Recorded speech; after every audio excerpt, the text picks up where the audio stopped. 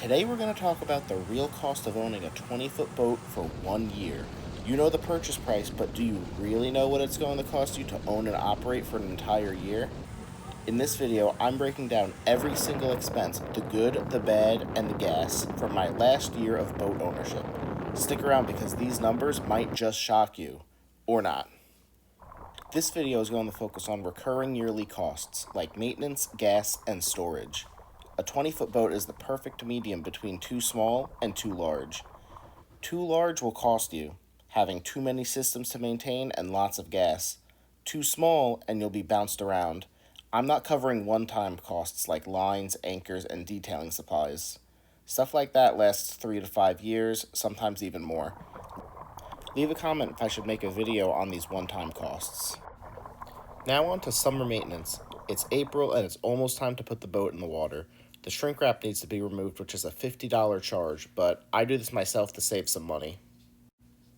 The boat's been sitting all winter wrapped up and needs a wash and wax. The wax is important to protect the gel coat from the harsh marine environment and UV rays from the sun. You should always use boat soap and boat wax for this. Never use the car stuff. Getting the boat professionally detailed is about $500, but I saved myself some money and did it myself. Engine maintenance is extremely important. Marine engines operate in much harsher conditions than car engines. You want to make sure your engine is in good shape so you don't get stuck and barf. This boat has a Yamaha F150 4-stroke outboard. In the spring, a professional would charge about $500 to change the spark plugs, zinc anodes, and grease the engine. I did this myself for $100 to save some money. When the video is done for spring maintenance, I'll post it in the description. Okay, so the water pump and thermostat need to be changed every other year. This ensures your engine doesn't overheat and blow. A professional charges about $400 for the water pump replacement and $150 for the thermostat replacement. I had the professionals do this service. Since this service is done every other year, I'll estimate the total price is about $275 a year. If you use your boat more often, then you'll have to replace these items more. If you're finding this breakdown helpful, hit that like button and subscribe. Alright, next is bottom paint. Bottom paint makes sure that sea growth like barnacles and sludge don't attach and grow on your boat's hull. Sea growth can cause extra drag, making your engine work harder, wearing it out faster, and using way more gas. You'll see your top speed get lower too. After a while, the sea growth can eat into the hull and even parts of the engine. I hate bottom painting, so I paid a professional $450 to do this. I keep my boat in a slip so I can just go down and use it. The price is directly related to how big the boat is. At $75 a foot, the total is $1,500 for my 20-foot boat. I also have a trailer so I don't have to pay someone $200 to put the boat in. Now for the big one, gas. The Yamaha F150 is surprisingly good on gas. I used about 4 tanks over 60 hours, which is about 240 gallons, costing me $770 for the season. This was the major reason I got a boat with one engine. Larger boats with multiple engines can use over 200 gallons in one day. Filling up gas cans at a car gas station also saves money instead of going to a marina to fill up.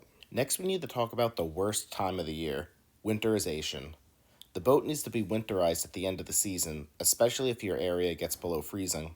This requires you to take your boat out of the water. Since I have a trailer, this is free for me. A hauler would charge around $200.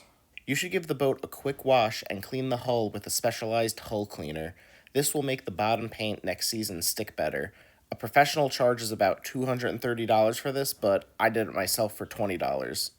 Before putting the boat away, you need to do some engine maintenance. The engine oil, oil filter, lower unit oil, and fuel filters all need to be replaced before the big freeze. You don't want any lingering water to expand and crack anything.